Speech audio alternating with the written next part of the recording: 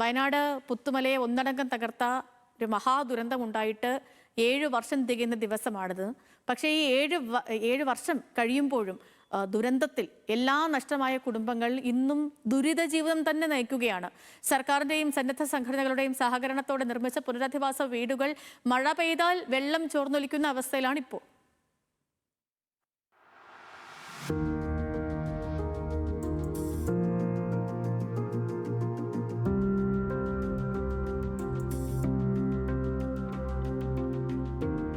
ദുരന്തബാധിതർക്കായി ഹർഷം പദ്ധതിയിൽ ഉൾപ്പെടുത്തി പുത്തുമലയിൽ ആകെ 52 വീടുകളാണ് നിർമ്മിച്ചു നൽകിയത്.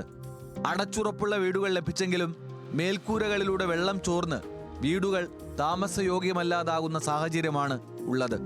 മഴക്കാലത്ത് പല വീടുകളിലും വെള്ളം കയറുന്നതും വീട്ടുപകരണങ്ങൾ നശിക്കുന്നതും പതിവായി. വാടകയ്ക്ക് ഇരുന്നിട്ട് പിന്നെ കിട്ടിയ വീടാണ്. വീട് കിട്ടി വെക്കുമ്പോൾ ഇത് പൊട്ടിയിട്ടും ചോർന്നിട്ടും ഞങ്ങൾക്ക് നല്ല മഴ വരുമ്പോൾ ഇവിടുന്ന് മാറിക്കൊണ്ടൊക്കെ അവസ്ഥയിലാണ് നിൽക്കുന്നത്. ഇനി പക്ക പോകണ്ട, അതൊക്കെ പോയി ഞങ്ങൾ ഏതായാലും പോയി ഞങ്ങളൊക്കെ എവിടെയെങ്കിലുമൊക്കെ പണിക്കും തൊഴിലുറപ്പിനും ഇതിനൊക്കെ പോയിട്ട് ഞങ്ങൾ ജീവിക്കണുണ്ട്.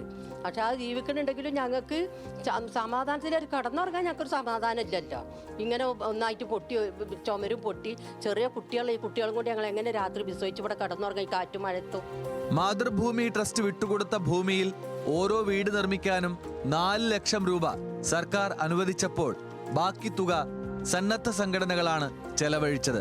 എന്നാൽ വർഷങ്ങൾക്കുള്ളിൽ തന്നെ വീടുകൾ ചോർന്ന് നശിക്കാൻ തുടങ്ങി. ടൈലൊക്കെ താന്ന് അവിടെയും വെച്ച് കുത്തും. ഇതൊക്കെ നോക്കുക പോവുക തന്നെ ഉള്ളു പണി. ഇത് നേരാക്കി തരണില്ല, ഒരു കൂട്ടുമില്ല. ദുരന്തമുണ്ടായി 7 വർഷം പിന്നിട്ടിട്ടും സുരക്ഷിതമായൊരു വീട് എന്ന സ്വപ്നം യാഥാർത്ഥ്യമാകാത്ത കുടുംബങ്ങൾ സർക്കാരിന്റെ ഭാഗത്തു നിന്ന് അടിയന്തര ഇടപെടലാണ് ആവശ്യപ്പെടുന്നത്.